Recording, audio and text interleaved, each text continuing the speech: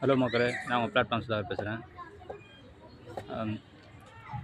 விஜய் என்ன பதிவு வைத்து 12 நாள் ஆகுது. அந்த 12 நாளில் வந்து முக்கியமாக குறிப்பாக சொல்லணும்னா போதை பழக்கம், சட்ட ஒழுங்கு இதெல்லாம் வந்து ரொம்ப ஸ்ட்ரிக்டாக பண்ணியிருக்காரு.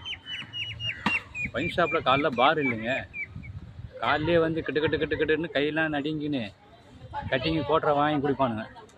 ஸோ அப்படி குடிச்சு கை காலெலாம் சோறு இல்லாமல் நடுங்கிட்டு போகிறவனுங்கள பாரை க்ளோஸ் பண்ணி, சரிங்களா, அடுத்த வாரம் சாவரவனை 2 வருஷம் அவனுடைய வாழ்க்கை உயிருக்கு கேரண்டியாக தள்ளி போட்டிருக்காரு. இப்போ அவனுக்கு ஆரோக்கியமாக இருக்கிறதுக்கான அது ஒரு வழி. இன்னொன்று, 18 வயசு கீழே இருக்கவங்க வந்து ஒயின் ஷாப்பில் நிற்கவே கூடாது. அப்படி வந்து வாங்க முடியாது ஒயின் ஷாப்பில். அந்த மாதிரி பண்ணியிருக்காரு. கஞ்சா போதை பழக்கம்,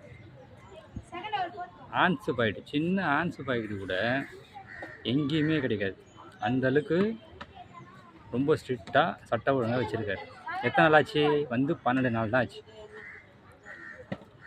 யாருமே லஞ்சம் வாங்க முடியாது. வீட்டில் ஒரு கரண்ட் ஒயர் போயிடுச்சு, ஒரு ஈபிக்காரை கூப்பிட்டு அந்த ஒயரை முறுக்கு சொல்லி போடுறாங்க அப்படின்னா கூட, என்னண்ணா வெயிலில் ஏதாவது கூல் ட்ரிங்க்ஸ் குடிங்க அப்படின்ட்டு ஒரு 50 ரூபா கொடுத்தா கூட, ஐயோ வேணாப்பா என்கிட்ட நான் வாங்கி குடிச்சிக்கிறேன்ப்பா அப்படின்ற அளவுக்கு ஒரு பயம். அரசு பணியாளர் எல்லாருக்கும் ஒரு பயத்தை கொடுத்து ஒழுங்காக லஞ்சம் வாங்காமல் இருக்கணும் அப்படின்னு ஒரு விழிப்புணர்வை கொடுத்துருக்காரு விஜய் அண்ணா. இன்னும் இந்த 12 நாளில் நிறைய விஷயங்கள் பண்ணிட்டு வர்றாரு. ஸோ இதெல்லாம் யாருக்காக? அவருக்கு ஓட்டு போட்டு அவரை நம்பி நம்ம ஓட்டு போட்டோம், அந்த நம்பிக்கையை அவர் காப்பாற்றணுன்றதுக்காக தான் இந்த 12 நாளில் ஆஃபீஸ்க்கு போகிற, அலுவலகத்துக்கு போகிற ஒரு வேலைக்காரர் மாதிரி டிஃபன் பாக்ஸில் சாப்பாடு கட்டுன்னு வந்து காலை 10 மணிலேருந்து வேலை டைம் முடிகிற வரைக்கும் அவர் உட்காந்து சாப்பிட்டு அவரோட டியூட்டியை பார்க்குறாரு.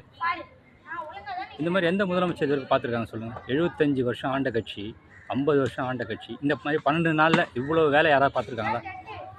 ஸோ அவர் வந்து மக்களுக்கு நல்லது பண்ணணும்னு வந்திருக்காரு. அவர் நினச்சா எப்படியோ வாழ்ந்துருக்கலாம். ஆனால் அதெல்லாம் விட்டு நம்ம ஓட்டு போட்ட மக்களுக்காக இந்த சீட்டில் உட்காந்துட்டுமே, இது வந்து கண்டிப்பாக நம்ம நிறைய மாற்றங்கள் கொடுக்கணுன்னு தான் அவர் வந்திருக்கார். மாற்றம் வந்துட்டாருன்னா மாற்றம் வந்துடும், எங்கே வந்துச்சு மாற்றன்றாங்க.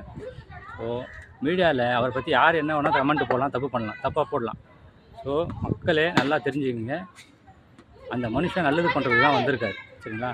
இப்போ லேட்டஸ்ட்டாக ஒரு குழந்தை மேலே ஒரு பாலியல் வன்கொடுமை இருந்திருக்கு. ஸோ அதுக்கான உரிய தண்டனை, அதாவது நான் என் மனசால் நினைக்கிறது என்னென்னா, அந்த நாயெல்லாம் வந்து உயிரோடவே இருக்கக்கூடாது. 2வது ஒருத்தனுக்கு பயம் வரணும். அந்த மாதிரி விஜய் அண்ணா நீங்கள் அந்த தண்டனையை அவங்களுக்கு கொடுக்கணும்.